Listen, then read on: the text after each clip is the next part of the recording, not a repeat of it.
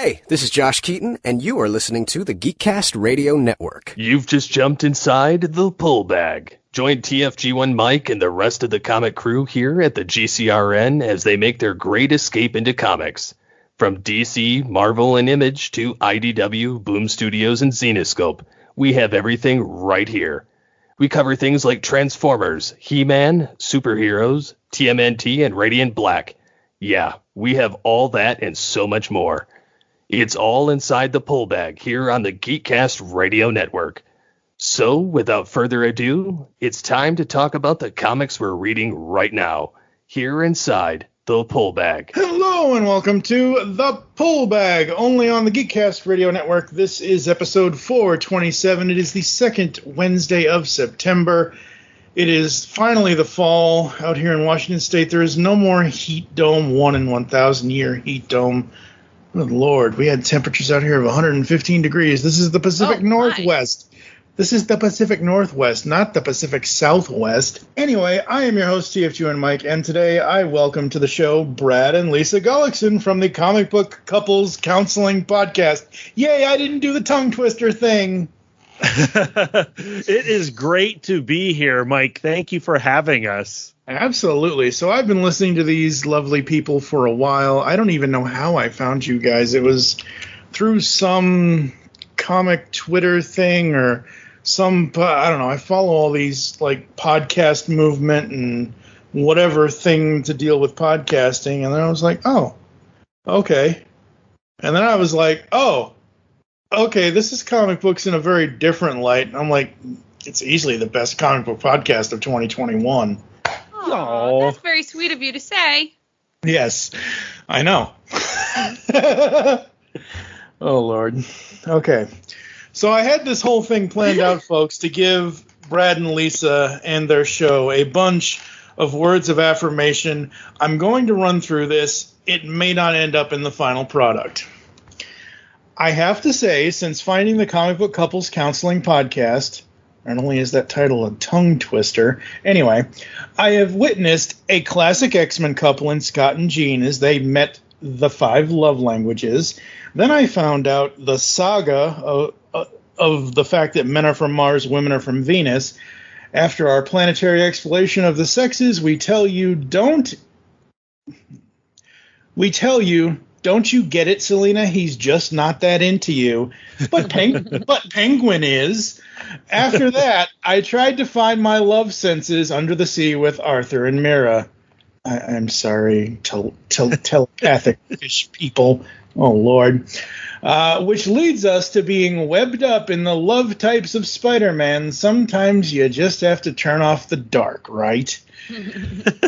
Meanwhile, we are now finding out that mating in captivity is a criminal act of a completely different sexual color. No Catherine, no horse. Wow, no reaction on that one. Come on. It's a great Wizard of Oz reference. God. Because sometimes it is very uncommon to let love have the last word when facing the Swamp Thing. I think it might take 80 days, not... God damn it. I think it might take 80 dates, not 8 dates, for Rogue and Remy to have an essential conversation for a lifetime of love, considering he can never touch her. Now, we all know that it is the same bat time, same bat channel each week, and we witness Batgirl robbing the dick. Well, that went a bit too far. However, that the dynamic duo look into how extraordinary relationships are a new way of thinking about human interactions. And finally, the sex criminals ask, where should we begin? And then they state, you can be right or you can be married. Plus so much more in over the 100 episodes that the Comic Book Couples Counseling podcast has done in just over 2 years. Yeah. Wow. Well, thank you for that. That was a delight. It took me 12 hours and half of the books after Extraordinary Relationships. I'm like, I just can't fit this in. I'm very, because So one of the questions I get a lot are, what are some of the self-help books we've covered? And I have a hard time listing them because we've done a lot of them, and not a lot of them have really stuck with me. I mean, yeah, that's the thing is, I love the concept that we have, but it's like anything else where you meet storylines, comic book wise, couples wise, character wise, that you stick with and that you want to hang out with. And then there's, self-help books that, resonate. And then there's self-help books that absolutely do not. And even the ones that resonate, you tend to take what you like and ditch what you don't. Mm-hmm. Yeah, pretty much. Absolutely. So we have 25 questions here inside the pull bag on our Origins episode. Did we lose you, Mike? No, you still there? You got it? Oh, crap. Ooh. Technical difficulties. Let's move on, shall we? I'm getting sick and tired of your technical difficulties, Joker. Why don't you go bother the Penguin or something? All right, we are back after the Joker took over the show. So before we get into the 25 comic questions that I ask everybody, why don't you guys, gals, y'all, let everyone in on how you came up with Comic Book Couples Counseling Pod. I'm just going to say CBCC. I can't say it every time. I just can't. It's hurting my head. We appreciate the effort. We didn't think of the title as a tongue twister, but we have recognized that it definitely is. That's okay. Well, as comic book readers, in our personal conversations, we realized that we both had a very different approach and point of view when it came to narrative.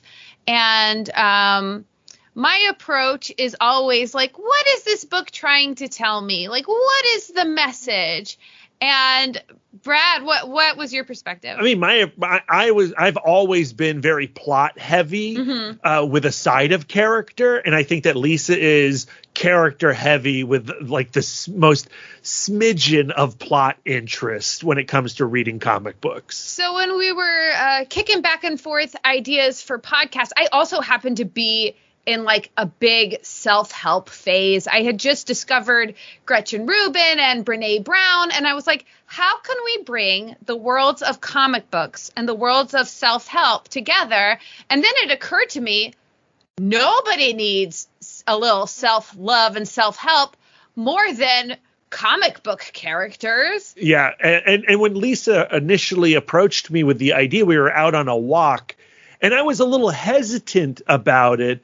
But, it kept coming back into our conversation. And after like 6 months to a year of kind of imagining what a comic book couples counseling podcast would sound like, we just said, well, let's pull the trigger. Let's make a podcast together as a couple with this as our focus. And man, has it not only benefited my relationship with Lisa and my understanding of self, it's made me appreciate and evaluate comic books in a way that I wasn't previously, using Lisa's point of view as my guide. And man, it was the smartest thing that I ever did was doing this podcast with her. Oh, that's so sweet. Here's hoping somebody out there doesn't try to get you a brand new day, Brad. I'm always on the lookout for one. Yeah. Gotta watch out. Gotta watch out to stop one. Don't let those threads be pulled. Those narrative threads. That's right. All right. So how we're going to do this is we're going to let the lady go first, and then I'll have Brad answer the question, because that's how I always do it with two people on the show, especially most of the double guests are couples that I have on the show. So we'll let Lisa go first in answering questions. That way nobody talks over anybody, and that way it'll be a heck of a lot easier on me in the editing. Question 1. Did you grow up reading comics, and at what age do you first remember reading or noticing comics? I did not grow up reading comics. Like, it literally didn't come up. Like, I was raised in a pretty conservative household, and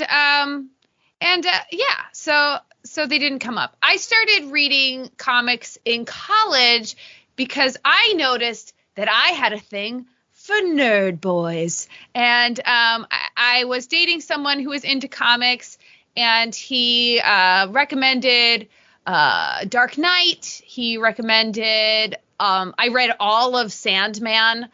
Very angsty, angsty young adult type comics. Sounds like that boyfriend was riddled with cliche. He was indeed, and it never worked out.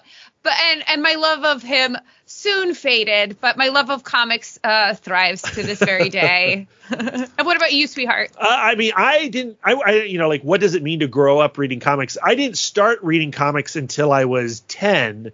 When we moved across the country from San Diego to Virginia. My dad retired from the Navy, and in 5th grade, I was struggling to find friends, but I did find a comic book store, Joe Gumbinger's Burke Comics and Books, and I picked up an issue of G.I. Joe, and I picked up an adaptation of the RoboCop 2 movie that Marvel did. Because I was a big movie maniac as a child, and my parents, I was the opposite of Lisa's family. Like, my parents let me watch anything. And so I was very much into, violent movies. I loved RoboCop, obviously. I loved G.I. Joe. I loved Arnold Schwarzenegger. And so those were my first comics, those licensed things. And once I discovered that store near my house, I kept going back, and I got into Eric Larson's Amazing Spider-Man run, and then, Claremont and Jim Lee on X-Men, and then it just took off. And I've been reading comic books ever since, with maybe like a year or two break in high school. Like, I think sophomore year I stopped reading comics, and I came back sophomore year of college. So that's kind of interesting, a 4-year break. Wow, cool. All right, let's see.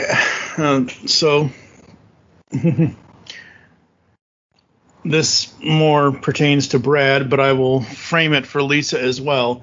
When you were a kid or an adult, which characters were your favorites? I did grow up reading comic strips, and I loved Garfield. I had a Garfield alarm clock, but I think the comic strip that was most influential on me was Calvin and Hobbes. Yeah. I loved how naughty he was and how clever he was, and how Hobbes really balanced him and acted as his more mature kind of conscience, his little Jiminy Cricket. And I think I got my entire vocabulary from that comic. Like that Calvin and Hobbes didn't, like, they never aimed for a childhood reading level. Yeah. And I felt like I had to read my way up to really understanding Bill Watterson's Calvin and Hobbes. Like, comic strips are comic characters. Like, comic strips and comic books, I mean, they're practically the same thing. I think they are, yeah. Right? Like, that counts, Lisa. Yeah. So we would always look forward to the Sunday Washington Post, where we could get everything in color. But, like, to this day, my mom and dad start their day by reading the comic strips and pointing them out to each other. And like every single one. Your parents read every single one, even the boring ones. That's my dad. My dad really does read every single one. My mom is more choosy. I was always one for the funnies. I didn't like drama. Yeah.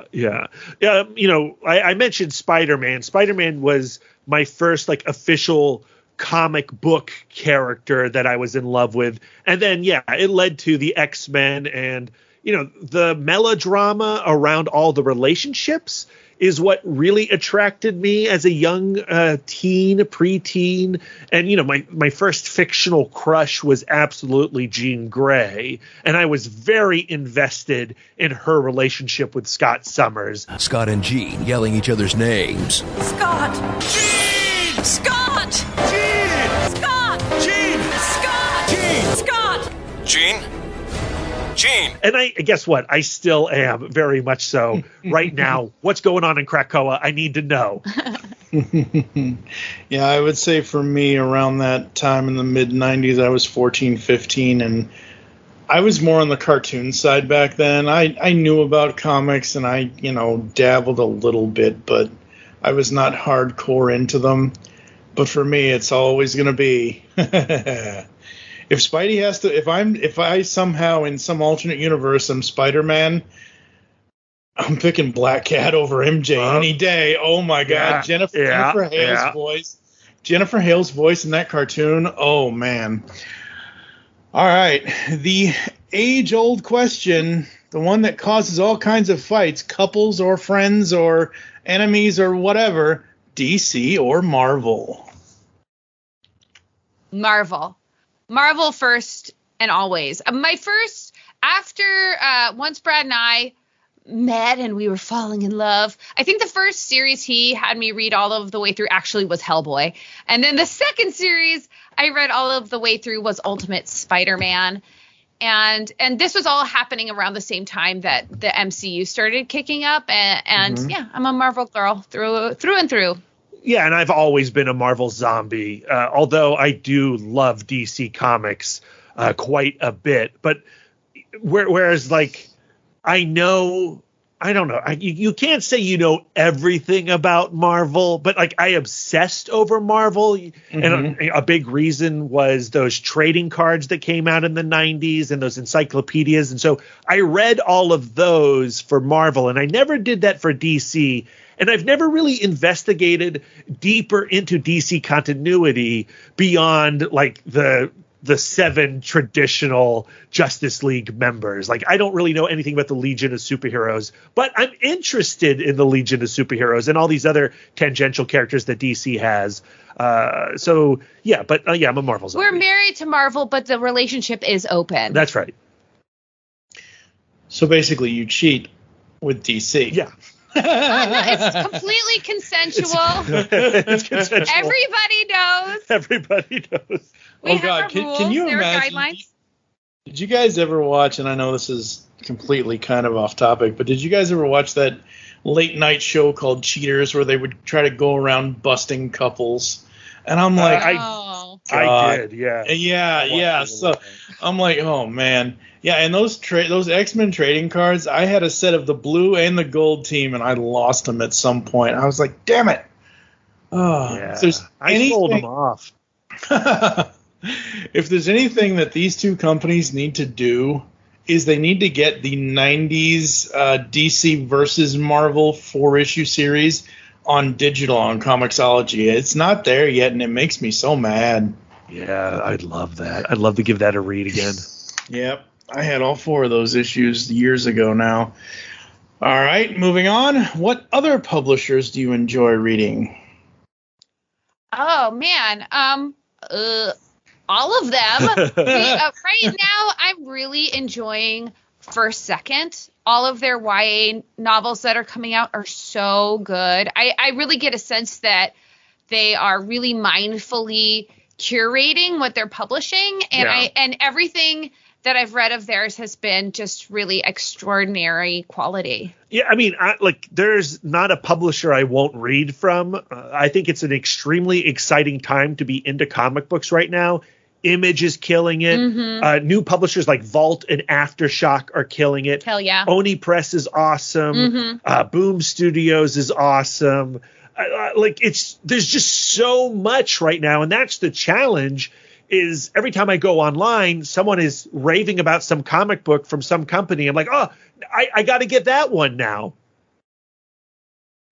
Yeah, I would say my top recommend right now is Radiant Black from Image. Oh, good. Yes. All right. This question's going to sound weird, but it is what it is.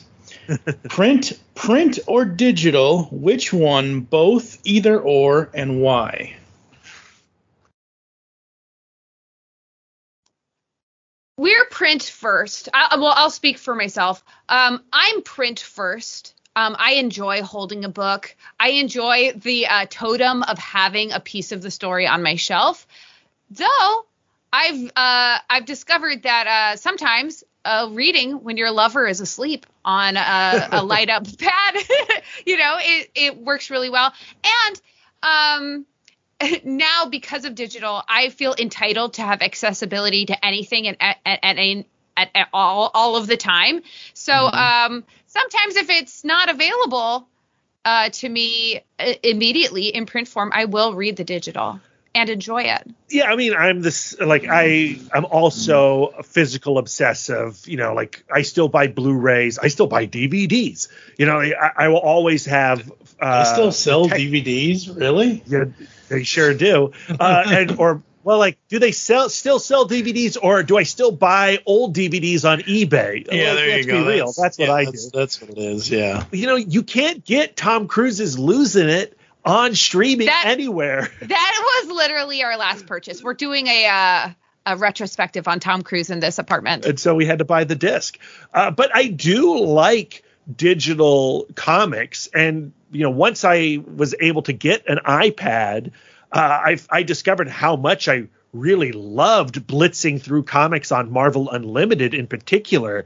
But and also it's interesting when you discover the reading experience on digital being superior to the physical experience. The final issue of Daniel Warren Johnson's Beta Ray Bill, a series which is one of my favorites of this year, there are two awesome splash page moments that when you're reading digitally, you just turn the page and then boom, here's this amazing moment with Beta Ray Bill versus Surtur. But then when you read it physically, when I finally got my single from Big Planet Comics, that splash wasn't a 2-page splash as presented in the digital format. It was a splash vertically. So you had to turn the comic vertically to read it. And I was like, oh, well, that's not as a pleasant a reading experience. There are times where the art, when it's illuminated on a screen, pops in a new and different way. I think it's just a really wonderful way to experience the art. Yeah, I reread Kyle Baker's Truth, Red, White, and Black, and there's a particular explosion panel in that comic when backlit by your iPad screen. I mean, it was not revolutionary. It was revelatory. To see that panel lit that way. So yeah, I don't know. I like them both, but I'm always going to be physical. First. Yeah. If I had room to do it, because sadly Funko Pops take up all my room. If I had room to collect comics, I would not be one of those people that has 90 long boxes of single issues. I would specifically collect collected editions to the point of, like, if you look at IDW, they do their Teenage Mutant Ninja Turtles IDW Collection Volume 1. And what they do in these IDW collections is they put the stuff in story order. So you might have TMNT 1 through 4 plus miniseries 1 through 7 or whatever, but it's all fit. That's what I love about specifically IDW. Yeah. I don't know if the other publishers do it, but their collection books is that it's all in story order, and it's so much easier to read, especially when you have to podcast about it. For me, and every listener of mine hears me say this every time when I ask this question, welcome back, Frank, put me to sleep. Oh, yeah. Not because of the content of the book, not because of anything to do with it, but because it's a 12-issue omnibus. And holding that in my hand, like, I literally fell asleep. The book fell out of my hand and hit the floor, and I woke up, and I was like, what the hell? Like, a week later, I was on Comixology and their guided view and the story panel, the storyboard type of viewing, and I'm like, I can never go back to print. To read them, I can never go back to print. Yeah, I can see that. And those, like, big omnibuses, I mean, they're not fun, and they're unwieldy. Welcome Back, Frank is thick, but what if you want to read, Jack Kirby's Commandy, and you'll break your spine reading that thing? Yeah, you break your wrist, you'll break your spine. Yeah. All right, who are some of your favorite comics writers and why? Ooh, that's a toughie. I'm enjoying so many right now. My favorite run of all time is the combination of Dan Slott and Mike Allred's Silver Surfer is my very favorite. But I super am enjoying Kelly Thompson right now. Who else do I love, sweetheart? I mean, we just read Dragon Hoops by Jean Luen Yang. Oh, my goodness. This book was so good. I am ready to tear through everything he has ever written. And you've read a bunch of his already. Like, you love Boxer Saints already. Mm-hmm. I mean, he's a masterful cartoonist, doing double duty. Yeah. For me, my all-time favorite creator is Mike Mignola, the Hellboy series. Lisa briefly referenced it already. That's like my favorite thing on the planet. If you were going like, well, what's your favorite movie? What's your favorite book? What's your favorite comic? I would just say Hellboy. Mike Mignola trumps everything. I also adore Jeff Smith's Bones series. Daniel Warren Johnson, we can't not mention him. We've mentioned to Peter Ray Bill once already. I mean, he's the most exciting writer-artist working right now for me in the field. If you haven't read Murder Falcon, do yourself a favor. Yeah, that's good stuff. But I love, Lisa mentioned Ultimate Spider-Man. In the early aughts, when I was in college, Brian Michael Bendis was an obsession, and I read everything by Brian Michael Bendis, although I don't tend to read his stories right now, and maybe that's because he jumped over to DC, and I'm not as obsessive with DC. I don't know. That's funny. What defines a good story to you? So what does a story have to have? Like, you read that first issue and you like it, but what is like the one or two things that it absolutely has to have for you to want to come back to read more? That's an easy one for me. Like a dynamic, introspective character who wants to change and wants to be better. I'm a character person first. I love to watch a character fail and then learn and then change. And of course, I like to watch relationships in particular. And I don't just mean kissing books, though I love them. I like to watch, I like to get to know characters by how they interact with others, how they influence each other. That's my thing. Yeah, I mean, for me, it can be anything. I want to go back to the other question, though. I forgot to mention Stan Sakai and Usagi Yojimbo. Usagi Yojimbo is one of my all-time favorites, too. But, to me, I will love a comic for any kinds of reasons. I can read a comic that has a terrible story but awesome art or an awesome idea.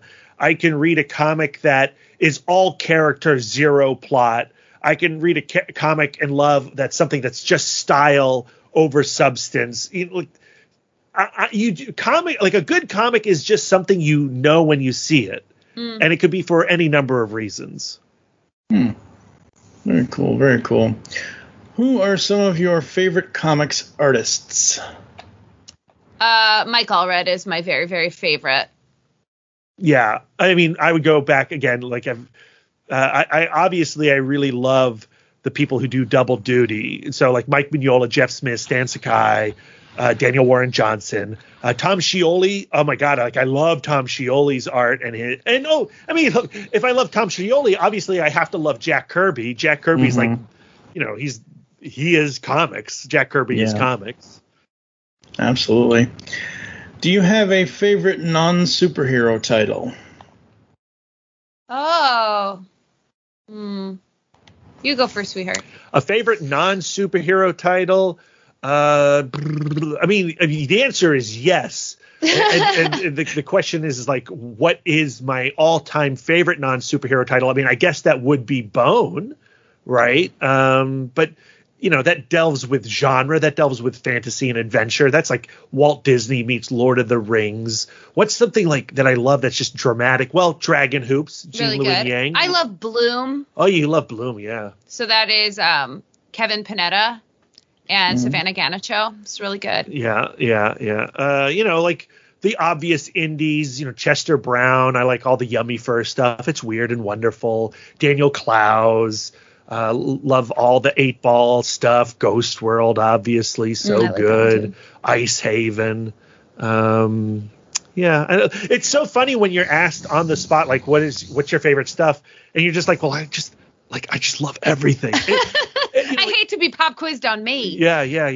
This is exactly why I don't share the questions with the guests. That way it's honest and open and interesting and sometimes downright shocking. I've had a couple episodes where I've asked the questions that I ask and people just go silent because they're so like one of my guests, Desmond Reddick, he was episode 401 of the podcast.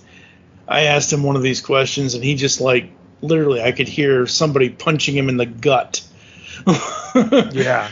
So we just read Old Head by Kyle Sparks. We enjoy him a lot. He's a great artist and a great writer. Yeah, I mean, all of Kyle Starks' comics are worth picking up. Old Head is coming out on the 21st, I want to say, but Kill Them All is brilliant. Sex Castle is hilarious. Rock Candy Mountain, Assassination Nation. I loved his Mars Attack story is really, really good. Yeah, that's not a superhero story. Yeah, that's just none of that stuff's superhero stories. Man with his dad in a wheelbarrow. Yeah.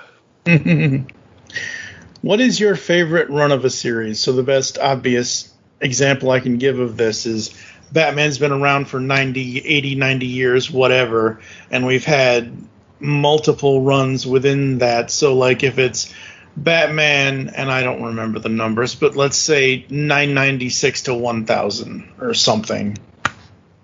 Me, that's easy. I've already mentioned it. It's Slott and Allred Silver Surfer run from beginning to end is perfect. Yeah, like I love the idea of going like, well, what's the best Batman run? And then, okay, everyone's going to say like The Dark Knight Returns, whatever. I like personally, I'd go like The Long Halloween. What's the best Spider-Man run? Okay, well, I'm going to say, Bendis and Bagley's Ultimate Spider-Man run for me. I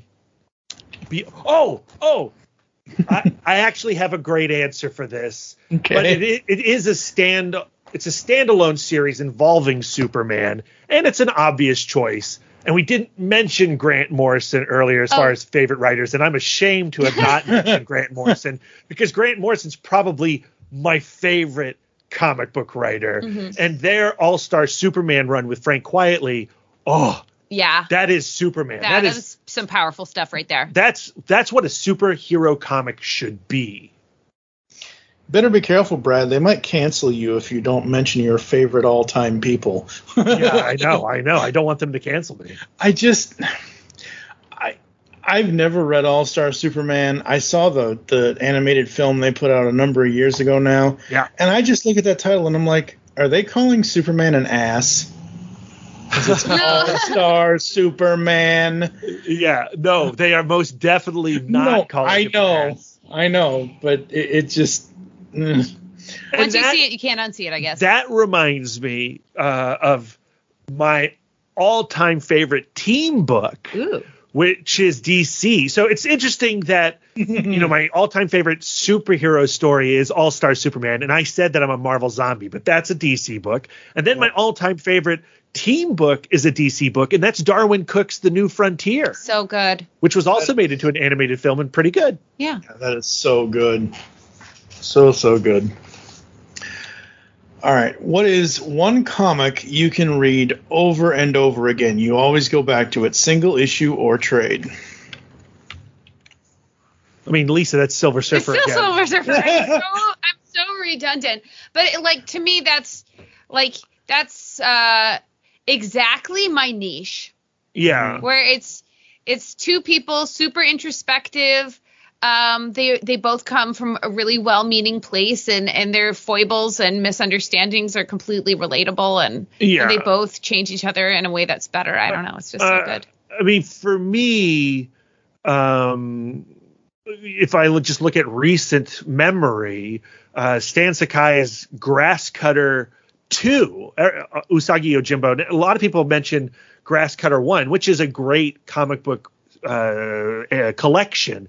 But the sequel to Grasscutter 2, I've read that 3 times since lockdown. And I just think that it's the most comforting and powerfully, profoundly emotional storyline that I've read recently that for whatever reason, I just find it calling me back over and over again. So yeah, 3 times this year. I also really enjoy rereading My Boyfriend is a Bear. Yeah. By Pamela Rabone. It's so good. It's so cute if you haven't read it yet. Oh, cool. Awesome. Now, generally, we don't like to go in the negative route, but there has to be some negative questions here.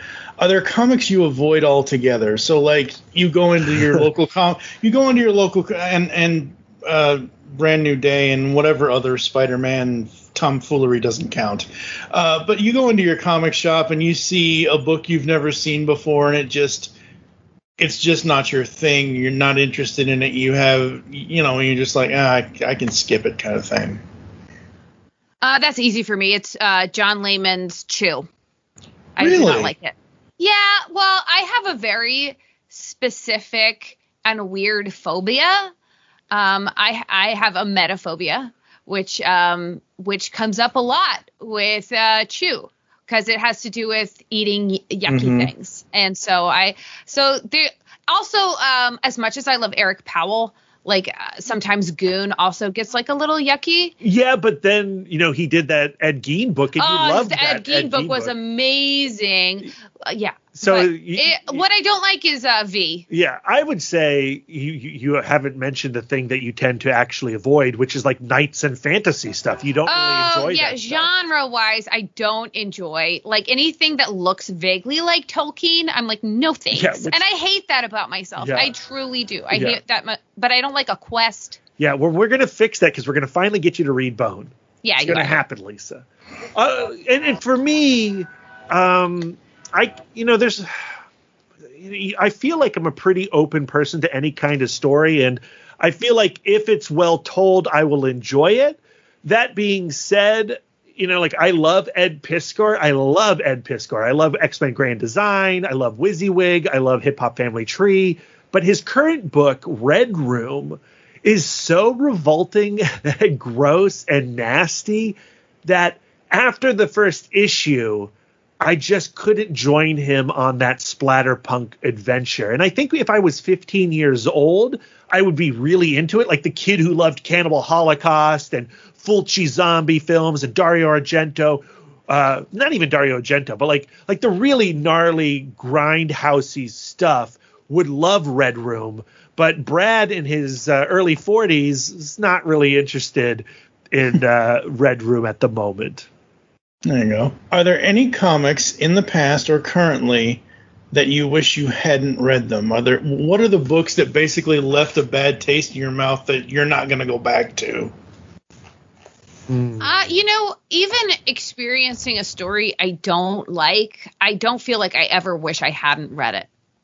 Like, I always feel like even if I gained a new perspective, like, I guess if there was a story that had traumatized me in some way, I suppose I wouldn't want to go back to it, or had triggered some kind of trauma from my past, I guess I wouldn't want to go back to it. But I can't think off the dome where I'm just like, chew. I was like, no thanks. I'm not going back. But that's like such a specific me thing. And right. It is not at all a criticism of the comic. Yeah, like I'm trying to think if there was a comic recently where I was like offended by it.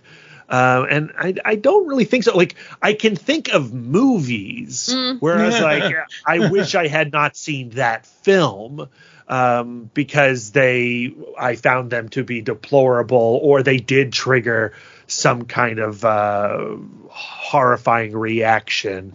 But I can't really think of a comic book right now. Maybe it'll pop into my head. The sad thing is, the first thing I think of when you mention movies, I'm like, "Ooh, Green Lantern is 10 years old now." Ugh. Yeah, but it's like Green Lantern. Okay, I agree. Terrible movie, but it has a Taika Waititi cameo in it, and it's not even a cameo; it's a supporting role. He's the best friend of Ryan Reynolds in that film. Reynolds, yeah. And so, it's hilarious to go back and go like, "Oh, look, Taika Waititi was in the Green Lantern movie," and I love Taika Waititi now. Mm-hmm. How large or small is your physical comic book collection? That's a very personal question, Mike. I can't believe you asked us that. I mean, the nice thing is we stopped counting years ago. Are you talking just floppies? Or are you talking like including all of our collected comics and the whole shebang? I mean, where we're sitting in our apartment, every wall is lined with bookshelves. My walk-in closet is filled to the ceiling with single-issue comics. I have spinner racks. We have piles of comics currently sitting all over our living room floor because it was just free comic book day, and we've just spread comics everywhere. We have an embarrassment of comic books. I don't know how many tons that is. And I mean, I think it's why we have not moved from our apartment is because when we do move, we're going to have to move all these books. This could be so heavy. I mean, it's going to be nightmarish, Lisa. Yeah. We're extraordinarily privileged, and we do buy a lot of books. You know, I'm 42 years old, and I've been buying comics since I was 10. Right. So that's 32 years worth of comic books that I have not thrown away. And there's still a lot of stuff at your parents' house. And there's still a lot of stuff in my parents' house. And since Lisa and I got together, when Lisa and I became a couple, when we started dating, and then she was into this stuff, like that gave me permission to like, you know, pedal to the metal on collecting. And so I went wild, and Lisa goes wild. And so between the two of us, we have built a castle of comics inside our apartment. Time to buy a house. Yeah, it is. And maybe if we didn't spend so much money on comics, we could afford. I think right now our options are build a house out of comics. Yeah, pretty much. Yeah. What is the one comic you could never live without ever? So heaven forbid if you have any pets or anything, everybody is safe, but the apartment building burns down. What's the one comic you'd run in and save? That's easy for me. You go. Well, I mean, it's Avengers #5. When Captain America joins the Avengers, Jack Kirby, Stan Lee. To me, like the actual artifact, the actual item is not precious. If the story still lives out there, like I'm okay with losing that totem. That being said, I do have a collection of original 60s Monkeys comics that would be a pain to recollect, so I would probably grab those. You know, and my playing cards and my Monkeys playing cards. Yeah, not to sound gross, Lisa, but if there was a fire, I know you'll take care of yourself. I'm going for that Avengers 5 first. Yeah, you go, you go, sweetheart. Yeah, I'll be getting Peaches. I'll get my pet snake and my Monkeys comics, and I'm good. Peaches is going up in flames before Avengers 5. That's not true. It's not true. But I love that comic. Yeah, you do. What is the most money you ever spent on a comic or a comic item? So, you know, if you bought something that was graded, or a comic item could be like stuff from SDCC or NYCC or that kind of stuff. I know that answer, Lisa, if you want to take you it. go. I mean, we tend not to actually spend what I would call a lot of money on a particular item. Like the most I've ever spent on a single issue comic was when I was 12 years old, and I bought from Burke Comics Uncanny X-Men #4, the first appearance of the Scarlet Witch, Quicksilver, and the Brotherhood of Evil Mutants. So and that was like, I want to say it was $130 is what I spent on that. And I have not spent more money on a single issue comic. Now, collectible wise, in high school, I bought Randy Bowen's statue of Frank Frazetta's Death Dealer. And I've had that since, I don't know, what was that? That was high school. So that was like, I don't know, 13, 14 years old. And I spent like all my lawnmower money on that statue. Since then, since we've been a couple, I think the most expensive thing we purchased is the Pale Man statue. Yeah, does that count? That's not comics. I mean, we bought it at Comic Con in San Diego, and the reason we spent money on that, and that was like $300, is because Guillermo del Toro was doing a signing of that statue only. And so we bought the statue so we could meet Guillermo del Toro and get a signature from him. Yeah, we just dropped a couple $100. I haven't actually done the math on a meet and greet with Mickey Dolenz of the Monkeys. We bought a signature drum head and an 8x10, and we paid for the photo op. Oh, and okay, I just thought of another one. We're just going through the expensive We're things. not independently wealthy. We're just really, really irresponsible. Yeah, we bought.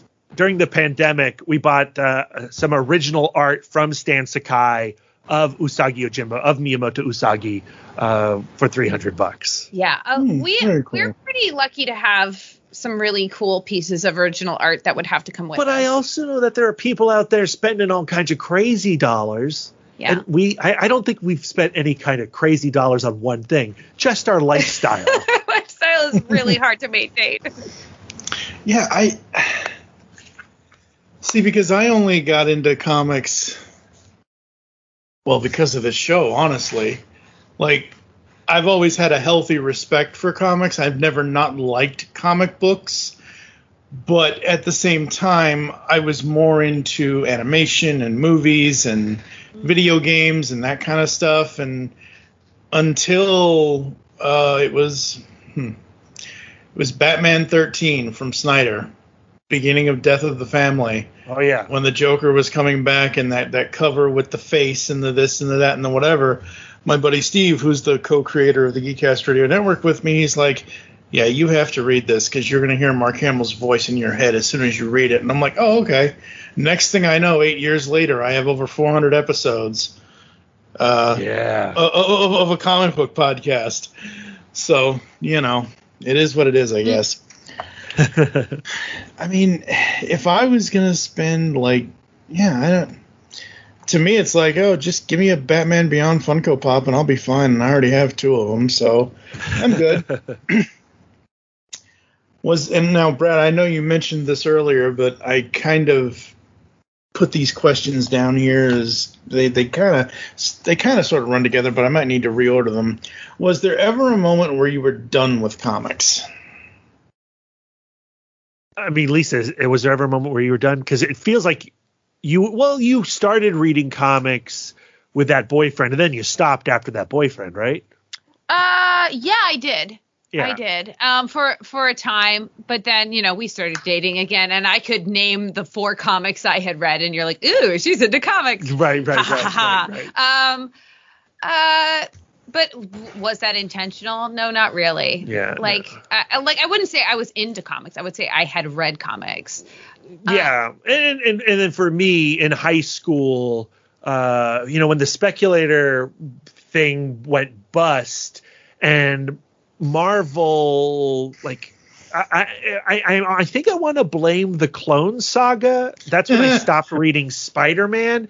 And when I stopped reading that, I pretty much stopped reading superhero comics. And then for 2 years, I wasn't reading comics until I was walking through a Borders bookstore and I saw a copy of Hellboy, the Chained Coffin. And for whatever reason, that Mignola cover on that Dark Horse trade paperback caught my eye.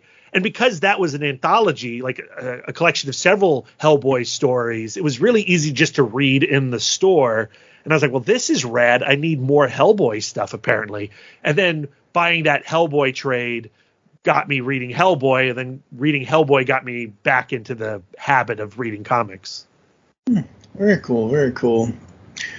What are you reading right now, and what do you think our listeners should check out? Ooh. What am I reading right now? You just finished some YAs this morning. Yeah, I literally just finished this morning Kiss number 8, which is a YA book that I thought was really cute. Last night I read Anya's Ghost, which is another YA graphic novel that was really cute.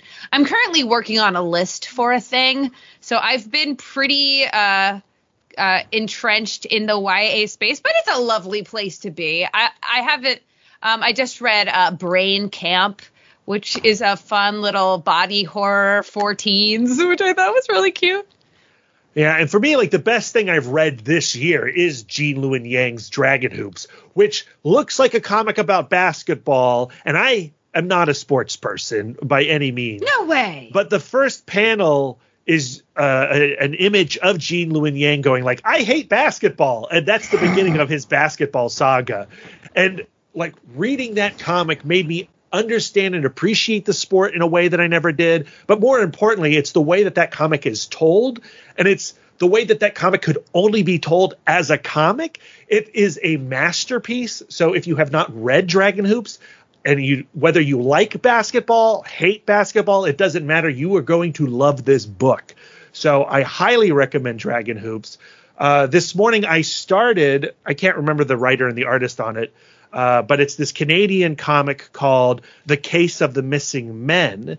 And the back of the book describes it as Scooby-Doo Nancy Drew meets David Lynch. And I would actually say that it's not that it meets David Lynch, but it meets Twin Peaks. So if you like the idea of Scooby-Doo hanging out in Twin Peaks, I think you'll really enjoy The Case of the Missing Men. I'm sure most of our fans would say, as long as Scrappy gets murdered, it's okay. I have not come across the Scrappy equivalent yet in the book, but I'm sure he's... All right. This is just, it's an overall archetype question, but heroes, heroines, anti-heroes and heroines, or villains, what archetypes are your go-to reads? Go-to? Yeah. Well, what do you read heroes for me. Yeah, heroes. Yeah, and you know, like I do read everything, but I'd be lying if I didn't say my favorite stuff is superhero comics. I would say that my favorite is reluctant heroes. Like, they're like, I don't know why this power came to me, or I don't know why this issue is coming down to me helping, but I'm here and I'm going to do the best that I can. That's my favorite. You guys really need to read Radiant Black then. Oh, I've read Radiant Black. I love Radiant Black. Oh, okay. Lisa hasn't read it. I haven't. Okay, Not yeah, yet. It's super yeah, cool. you Sounds like should I should. really read it. Yeah. All right, so this is this is from our other podcast questionnaire thing, because I have a my parents get rid of my toys story, so I co-opted the question for comics. Do you have a my parents got rid of my comics story? I don't.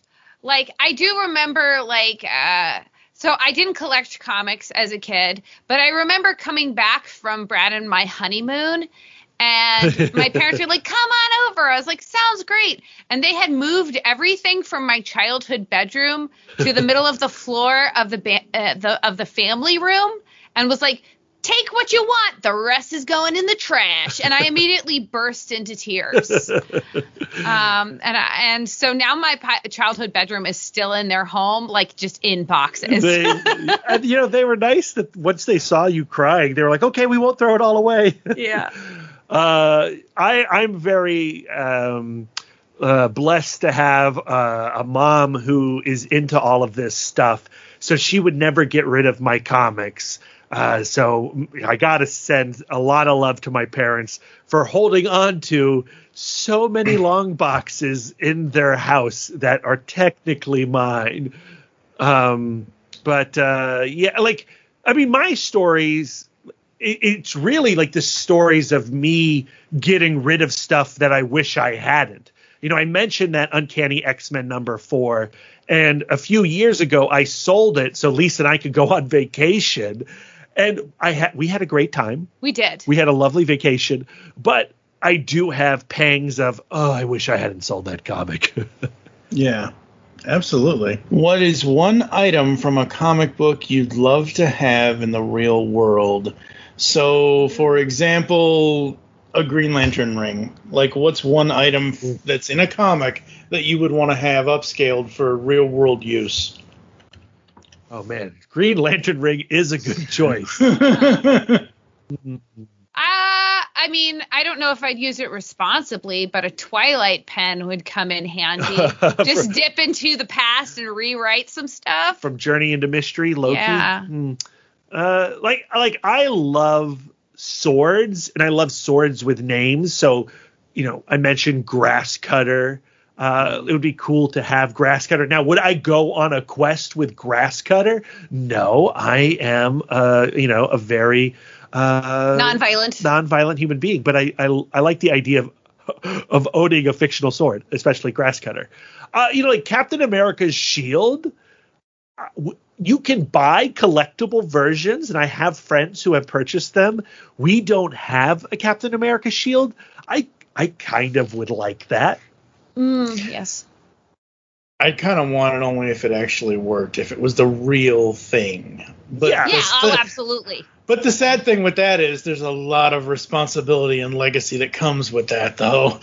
Yeah, I mean, like Lisa mentioned how comics can be totems for her. And I have items in this apartment which I feel like have power where, like, not to sound like a super superstitious person, but like I have my grandfather's pocket knife, and when I hold my grandfather's pocket knife, I feel like I'm holding my grandfather's hand still.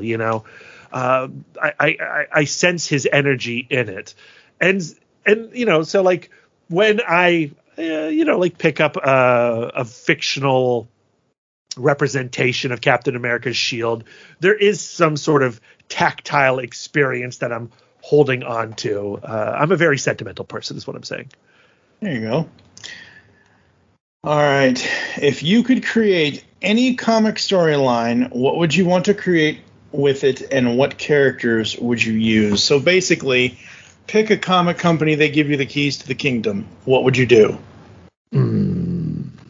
Lisa and I talk about this occasionally. I love Captain America. He currently is probably my favorite Marvel hero, but I don't know if I necessarily have a great Captain America story in me right now. I do think I could write a really kick-ass Hellboy story. What's so awesome about Hellboy is it can fold in so much mythology and folklore from all over the world and throughout history. So there's a lot to play with using his world that I think would be a lot of fun. I would also love to see, not even necessarily me, but I'd like to see what somebody else would do with Stan Sakai's Miyamoto Usagi. That's a character that he has total control of, and he has not really given that character to anybody. Like there's been he's popped up in some Ninja Turtles comics. Yep. And of course he's popped up in the Ninja Turtles cartoon shows. But for the most part, Stan Sakai has held on to Miyamoto with an iron grip.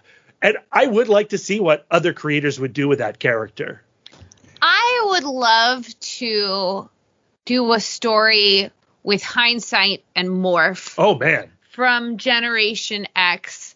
There are so many beautiful, underserved X-Men out there who have stories that are waiting to be told. But I think Hindsight in particular, with his particular talent, I think has the capability of telling a story about empathy that no other character could tell. I just know I know what comic book I'd want to write. Ooh, what? You've triggered it in my head. Okay. I'd like to write a Star Trek comic. Yes.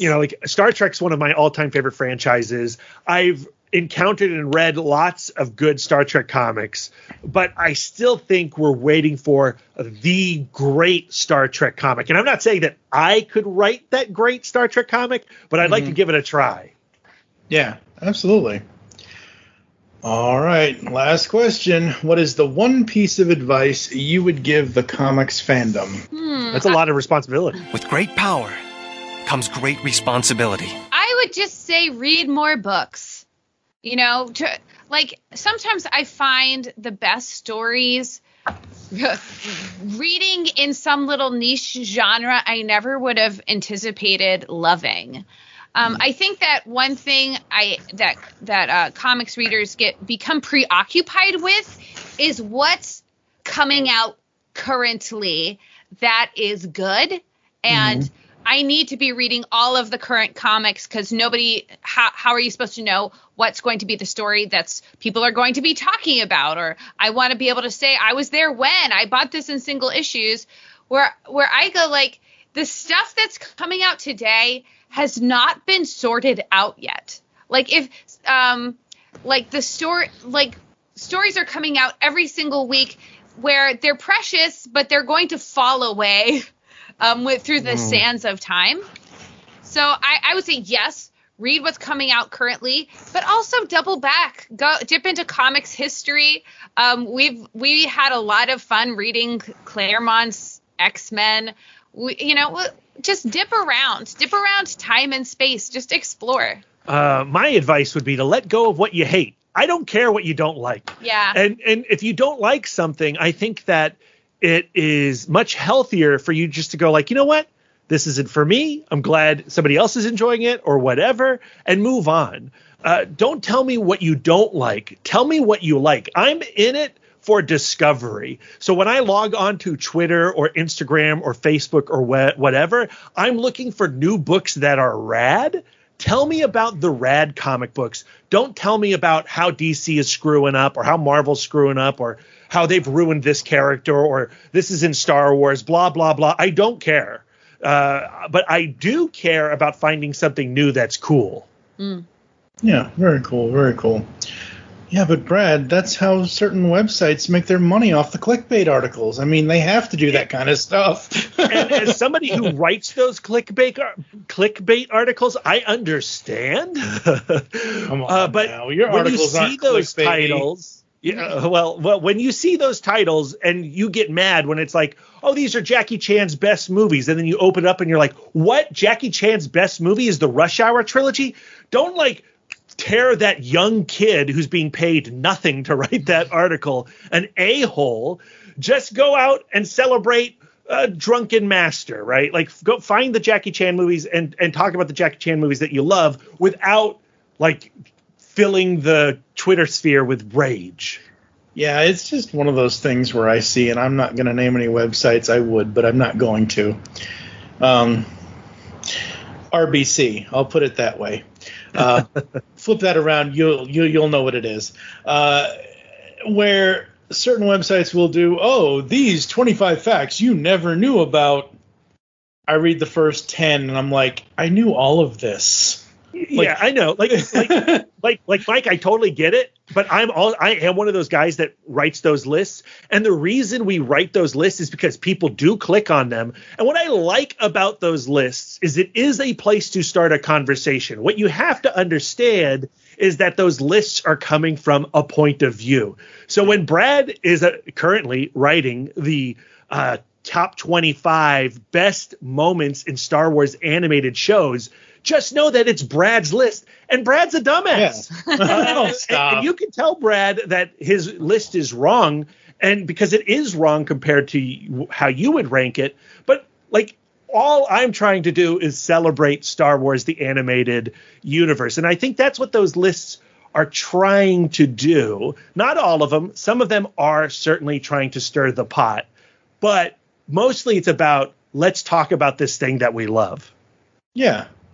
Yeah, and I think those articles, even though we call them clickbaity, we are all geeks. This is called the Geekcast Radio Network. We've been geeks for years.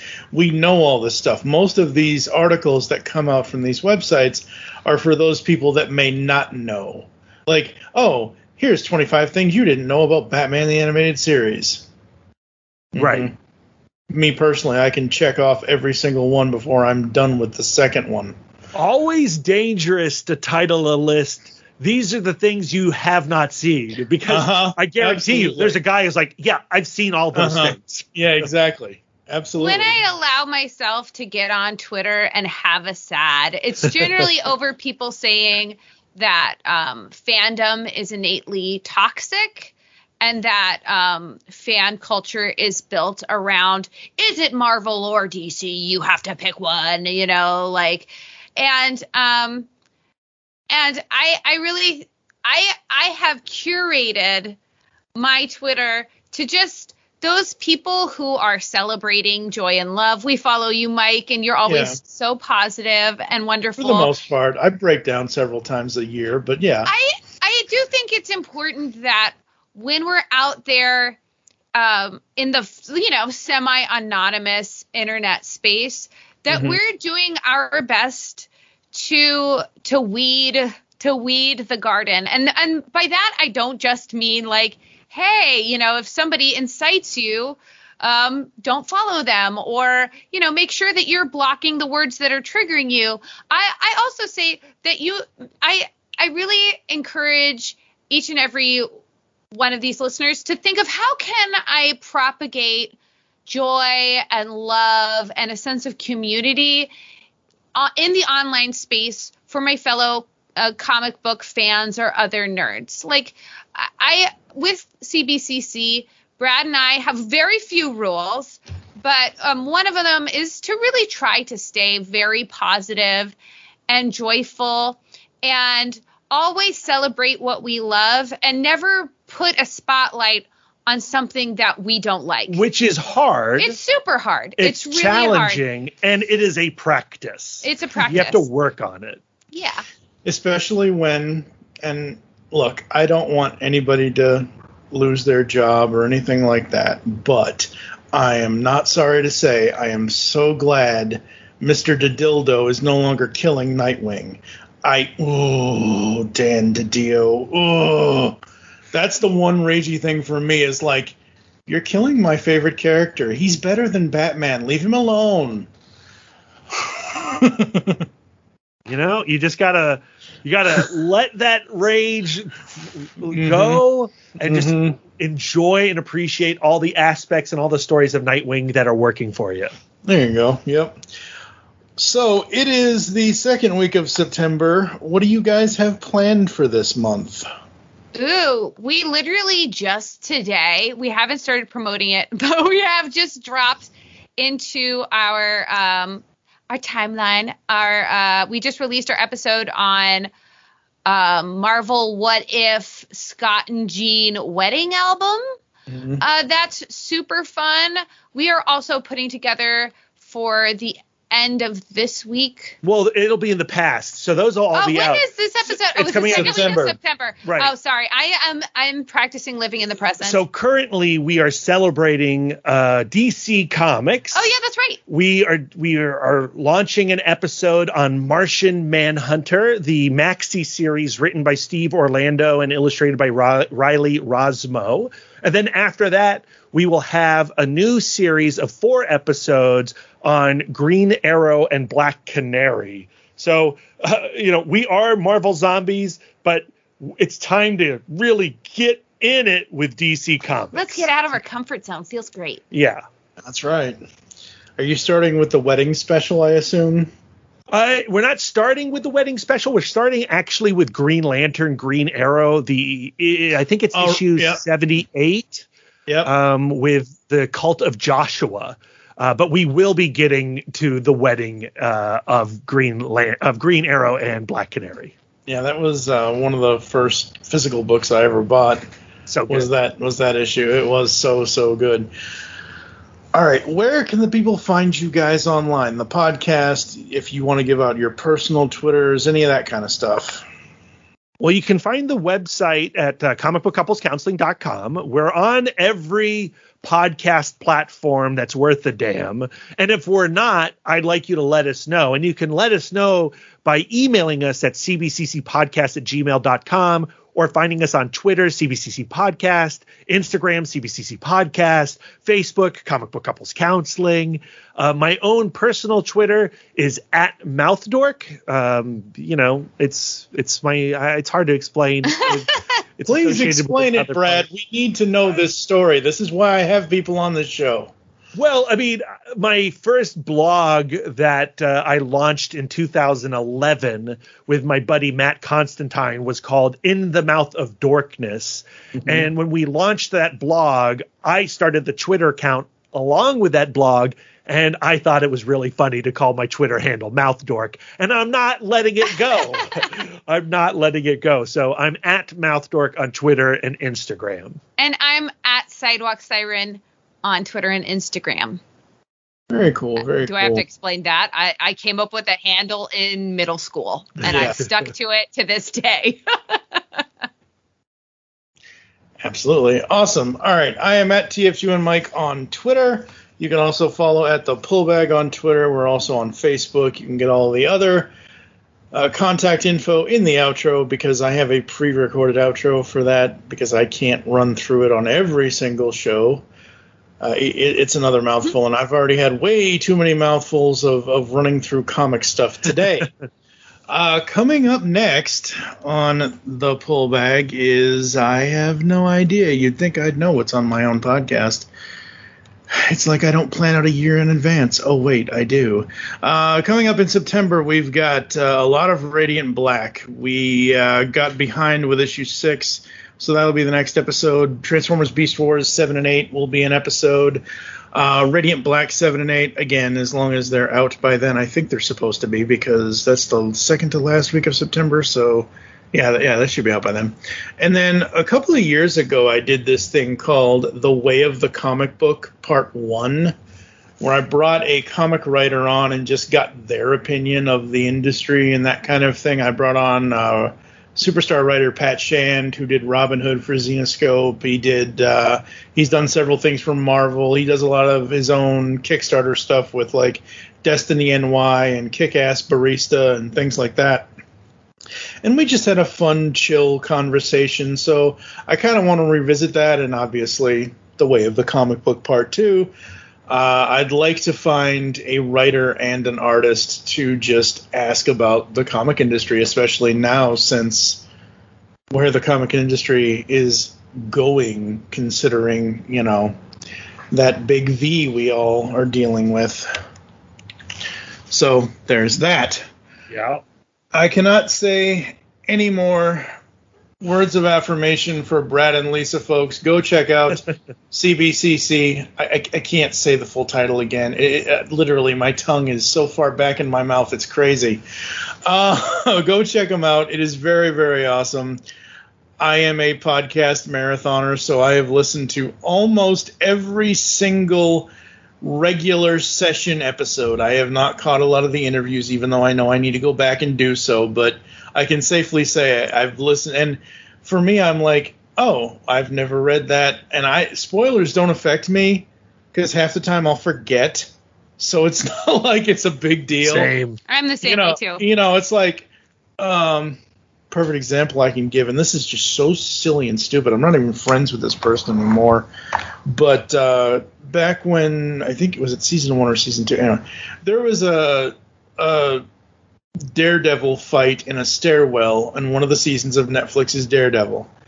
And after I saw that, I took a screen cap of Daredevil beating up on some guy in a stairwell, and I said, wow, the choreography on this scene is really cool, because it's not often you see people fighting in stairwells, because, hello, it's so confined and whatever else. And this guy was like, oh my god, it hasn't even been 12 hours since the episode went online, and you're already spoiling it. And I'm like, how am I spoiling it? I'm talking about choreography and fight scenes. I didn't say Daredevil was, kicking the crap out of Karen Page. Not that he would, obviously. But, it's like, oh, my God. So, yeah. Anyway. Where was I? I lost my train of thought. Yes, we are going to get the heck out of here, folks. Make your great escape into comics. Go check out Brad and Lisa on Comic Book Couples Counselling Podcast. Look, I did it. Yay. Yeah. As they said, they can be found on any podcatching client you choose to use. I prefer Spotify. It's just easier that way. Yeah, like I said, make your great escape into comics, and we will catch you next time here inside the Pull Bag. And Jean Grey's X-gasms.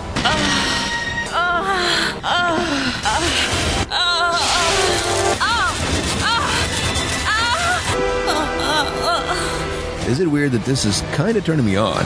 X-Men, better than the movies. You've just heard the latest episode of The Pull Bag, the GCRN's first comic review and discussion podcast. There are several ways to get in touch with us and leave feedback for the show. You can visit the website, geekcastradio.com, where you can comment on the episode and all of our different podcasts. You can rate and leave a review for the show on iTunes. Be sure to leave us feedback. Become a fan of us on Facebook, facebook.com/thepullbag.